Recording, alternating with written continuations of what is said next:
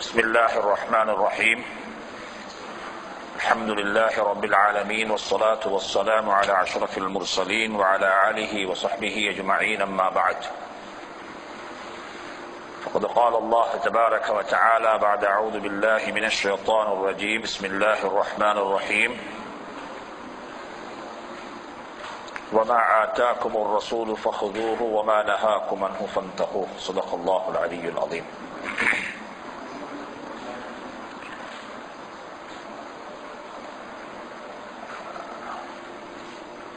இந்த செஷன் வந்துட்டு எல்லாருக்கும் தெரியும், நிக்காஹ் செய்யாத அல்லது திருமணம் முடிக்காத வாலிபர்களுக்குரிய ஒரு கிளாஸ் என்பதாக ஏற்கனவே அறிவிக்கப்பட்டிருந்துச்சு. நிக்காஹ் செய்த சகோதரர்கள் உட்கார்ந்து இருக்கிறாங்க, அது பிரச்சனைக்குரிய விஷயம் அல்ல. என்றிருந்தாலும் கூட நான் இந்த கிளாஸ ஏற்பாடு செஞ்சிருக்கக்கூடிய காரணம் என்னன்னு சொன்னால், என்னுடைய அனுபவத்தை வைத்துத்தான் நான் இந்த வாலிபர்களை மட்டும் எடுத்து இந்த கிளாஸ் நடத்தப்பட வேண்டும் என்று சொல்லக்கூடிய ஒரு விஷயத்தை நான் முன்வைத்து ஆதரவு வைத்திருந்தேன். காரணம் என்னன்னு சொன்னால், நிக்காக முடித்தவர்களை வைத்துக்கொண்டு உங்களோட மனைவி எப்படி இருக்கணும் என்றதை பேசக்குள்ள அவங்க என்ன செய்வாங்க, இந்த மனைவி இப்படி இல்லையேன்னு கம்பேர் பண்ணி பார்க்கணும். இந்த கிளாஸுக்கு வந்து ப்ராப்ளம் ஆரம்பிக்கணும், கிளாஸுக்கு வந்து ப்ராப்ளம் ஆரம்பிக்கணும். இது என்னுடைய சின்ன அனுபவம். ஒரு நிக்காஹுடைய சபையில போய்த்து நிக்காஹ் முடிக்கும் போது எப்படி இருக்கும் நம் மனைவி என்று சொல்லக்கூடிய கட்டத்தில் பேசக்குள்ள, ஒரு விதவ பெண்ணை முடிக்காம ஒரு கன்னி பெண்ணை முடித்துக் கொண்டா மிச்சம் நல்லம் என்று சொல்லி, அது நபியினுடைய ஹதீஸ். இதை நான் பயான் செய்து சுமார் 6 மாத காலத்தில் கேள்விப்பட்டேன். அந்த பயானின் மூலமாக ஒரு குடும்பம் டிவோர்ஸ் ஆகிட்டு சொல்லி, அந்த ஒரு பின்விளைவு நடக்கக்கூடாது என்பதற்காக வேண்டித்தான் நான் இதை பெச்சுலர்ஸ், அதாவது நிக்காக முடிக்காதவங்க என்று சொல்லி நான் ஸ்ட்ரிக் பண்ணினேன். ஆனா ஒன்றே ஆரம்பத்தில் மிக தெளிவாக விளங்கிக் கொள்ள வேண்டும், இருக்கக்கூடியவங்க யாரும் அப்படிப்பட்ட முடிவுகளுக்கு வர வேண்டாம். நிக்காக செய்தவங்க ஒரு விஷயத்தை மனதில் வச்சுக்கோங்க, எனக்கு அல்லாஹ் முகத்தர்ல எழுதியுள்ளதை தான் தந்திருக்கிறான், அல்லாஹ் முகத்தர்ல எழுதியுள்ளதை தான் தந்திருக்கிறான். எனவே நான் இதை கொண்டு பொருந்திக் கொள்கிறேன், அல்ஹம்துலில்லாஹ். இது முதலாவது அம்சம். இரண்டாவது அம்சம் என்னன்னு சொன்னால், அல்லாஹ் குர்ஆன்ல சொல்லுகிறான், நீங்க ஏராளமான நல்ல விஷயங்களை படிக்கிறீங்க, படிப்பது அனைத்தையும் அமல் செய்ய முடியாது. ஒரு நாளும் கேட்டதெல்லாம் அமல் செய்யலாது. நபி ஸல்லல்லாஹு அலைஹி வஸல்லம் எத்தனை விஷயத்தை சொல்லி இருக்கிறாங்க, நான் அமல் செய்யல. ஜகாத்து கொடுக்கும்படியாக சொன்னாங்க, ஜகாத்து கொடுத்தில்ல. பாங்கு சொல்வதனுடைய சிறப்பை பத்தி சொல்லி இருக்கிறாங்க, நான் பாங்கு சொல்லில்ல. பாங்கு சொல்லிக்கிறாங்களா?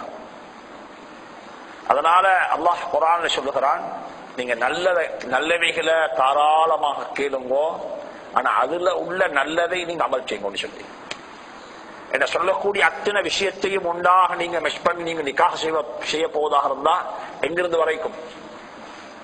மேலிருந்து தான் கொண்டு வரைக்கும், மேலிருந்து தான் கொண்டு வரைக்கும். அதெல்லாம் என்ன செய்யுங்க, நீங்க சொல்லப்படக்கூடிய விஷயங்களை பாயிண்ட் அவுட் பண்ணிக்கோங்க. நான் ஆசைப்படுறேன் என்னன்னு சொன்னா, இதை நீங்க வெறுமனே கேட்டுட்டு போகாம ஒரு தாழ் துண்டுல சின்ன நோட் எடுத்துக்கணும்னு சொன்னா உங்களுக்கு என்ன செய்யலாம்? நான் ஏற்கனவே சொல்லிருந்த மறந்துட்டு சொல்றதுக்கு ஒரு சின்ன ஒரு கொப்பியை வச்சு கொண்டாலும் வேண்டாம். ஒரு முஸ்லிம் ஒரு மனிதன் மறக்கக்கூடியவன். இந்த விஷயங்களை ரிப்பீட் பண்றதுக்கு, இந்த விஷயங்களை கொஞ்சம் ஞாபகப்படுத்தி பார்த்துக் கொள்றதுக்கு என்ன செய்வது? ஆக லேசான ஒரு முறைத்தான் நபியினுடைய முறை எழுதிக் கொள்றது. இதெல்லாம் என்ன செஞ்சிடும்? இதெல்லாம் முஷிப்புக்கு செய்ய வேண்டியது. இதெல்லாம் எதுக்கு? முஷிப்புக்கு. ரைட்டா? எல்லாத்துக்கும் ஒரு சுண்ணத்தான முறை இருக்குது, கூடான்றதல்ல, ஒரு ரியாலிட்டி, ஒரு சுண்ணத்தான முறை இருக்குது. என்ன செய்வது? எழுதிக் கொள்வது. எழுதுவதன் காரணமாக 3 விஷயம் உண்டாகும். ஒன்னு என்ன செய்யும்? கவனமா கேட்பீங்க. ஏன் எழுதணுமே? கவனமா கேட்பீங்க, எழுதணும். ரெண்டாவது என்ன செய்யும்? ஈஸி, ஒரு பிசியும் தேவையில்லை, அதுக்கு அது ரொம்ப ஈஸி. என்ன செய்ய தேவை? நீங்க பிசியில போயிட்டு மறுவா போட்டு என்ன செய்ய தேவையில்லை. மறுவா சிடி ரைட்ல போட்டு பேர்ன் பண்ண தேவையில்லை. உங்களுக்கு எப்பயும் உங்களுக்கு வச்சுக்கொள்ளலாம். இன்றைய காலையில பவக்கட்டாகி எத்தனையோ பேருட போன் வேலை செய்தில்லை. கேட்டா என்ன ராவ் போனை சார்ஜ் பண்ண கிடைச்சல. ஆனா எழுதி வச்சா அந்த மண்டபத்து ஒன்றுமே இல்லை. போன் காடா போயிட்டது, பிரச்சனையும் இல்லை. என்ன நோட்டிக்கு கையில. அதனால ரியாலிட்டி எப்பயும் ரியல் தான். அது என்ன டெக்னாலஜி முன்னுக்கானாலும் கூட பவக்கட்டா ஒன்றும் வேலை செய்யாது. ஹலாஸ் ஒன்றும் வேலை செய்யாது. இன்னைக்கு சும்மாவும் ஒரு நாள் பவக்கட்டா இருந்தா இருக்கக்கூடிய மொபைல் போன் கம்பெனியால விழுத்து மூடைக்கும். ஏன் காரணம்? என்ன? பவர் இல்லாட்டி போன் இல்ல. ஹலாஸ். அதனால இந்த விஷயங்கள் என்ன செய்யுங்க, இதை நன் முஸ்லிமோட பேச்சவங்களுக்கு பேசணும். ஆர்குமெண்ட் அல்ல. நன் முஸ்லிமுக்கு இஸ்லாத்தினுடைய பியூட்டியை பத்தி சொல்லணும். இஸ்லாம் இந்த அளவுக்கு எங்களுக்கு கைட் பண்ணிக்கன்னு சொன்னேன். இஸ்லாம் எங்களுக்கு இந்த அளவுக்கு கைட் பண்ணிக்கு இந்த விஷயத்தில். அதனால இன்ஷா அல்லாஹ் நான் ஒவ்வொரு விஷயமாக இது பயான் அல்ல. இது வெறுமனே ஒரு எல்லாருக்கும் யாருக்கும் ஒரு விஷயம் விளங்கலன்னு சொன்னா அந்த கட்டத்தில் கையை தூக்கி பேசிடும். இன்ஷா அல்லாஹ் ஜஸ்ட் ஒரு ஃப்ரீ பேசிக்கொள்ளக்கூடிய ஒரு சபைத்தான் இது. அப்படிப்பட்ட ஒரு சபையாக நீங்க இந்த சபையை ஆய்க்கும். நாங்க முதலாவது வருவோம். ஒரு முஸ்லிமை பொறுத்த வரையில அவருடைய எந்த ஒரு அமலாக இருந்தாலும் அந்த அமலுக்கு என்ன வேணும்? முதலாவது நீயத்து வேணும். எந்த ஒரு அமல் எடுத்துக்கொண்டாலும் அந்த அமலுக்கு முதலாவது என்ன வேணும்? நீயத்து வேணும். நீயத்து இல்லாத அமல் இல்லை. ஒருத்தர் காலில இருந்து பசி நீக்க அந்தி வரைக்கும் நோம்புடைய நீயத்து வைக்கல, என்ன கிடைக்க மாட்டாது? நோம்பினுடைய நன்மை கிடைக்க மாட்டாது. எந்த ஒரு அமலுக்கும் நீயத்து வேணும். நிக்காஹுடைய நீயத்து என்ன சொல்லுவாங்க? நிக்காக முடிச்சவங்களும் இருக்கிறீங்க, அவங்களுக்கு சொல்லணும். நிக்காக முடிக்க போறவங்க இருக்கீங்க, அவங்களுக்கு நிக்காஹுடைய நீயத்து என்ன? சொல்லி ஃபர்தல் மாதிரி நீயத்திக்குது. நவைத்து சௌபாகதின் அப்படி நீக்குதா? இன்டென்ஷன் என்ன? நீயத்து என்ன? இன்னமல்ல அமாலு பின் நிய்யாத். அமல்கள் அனைத்தும் நீயத்தை பேஸ் பண்ணி தான் நீக்குது. இன்டென்ஷனை பேஸ் பண்ணி. ஒருத்தர் ஹஜ்ஜிக்கு போறார் வியாபாரம் செய்யற நோக்கத்தில், அவருடைய ஹஜ்ஜி வியாபாரமாக இருக்கும். ஒருத்தர் தொலைவாராரு, எல்லாரும் செய்யறாங்க தொழணும். ஒருத்தர் தொலைவாரர் அல்லாஹ்வுக்காக வேண்டி. நிக்காஹுடைய நியத் என்ன? இந்த நிக்காஹுடைய நியத்து வைக்காதவங்களும் புதுப்பிச்சுக்கோங்க. நிக்காஹுடைய பேசிக் முதலாவது நியத் என்ன சொன்னா, நான் அல்லாஹுடைய கட்டளையை பூர்த்தி செய்கிறேன். அல்லாஹ் குர்ஆன்ல 2 கட்டளை பிறப்பிச்சிருக்கிறான். ஒன்று நிக்காஹ் செய்யுங்கோ, ஒன்று நிக்காஹ் செய்து வைங்கோ. நிக்காஹ் செய்யுங்கோன்றத சூரத்து நிசால சொல்லி இருக்கிறான். ஃபன்கிஹு மா தாப லக்கும். நீங்க நிக்காஹ் முடித்துக்கோங்க, நீங்க நிக்காஹ் முடிச்சுக்கோங்க. நிக்காஹ் முடிச்சு வைங்கோன்றத அல்லாஹ் சுப்ஹானஹு வ தஆலா சூரத்து நூர்ல சொல்லி இருக்கிறான். ஃபன்கிஹு, நீங்க நிக்காஹ் செய்து வைங்க.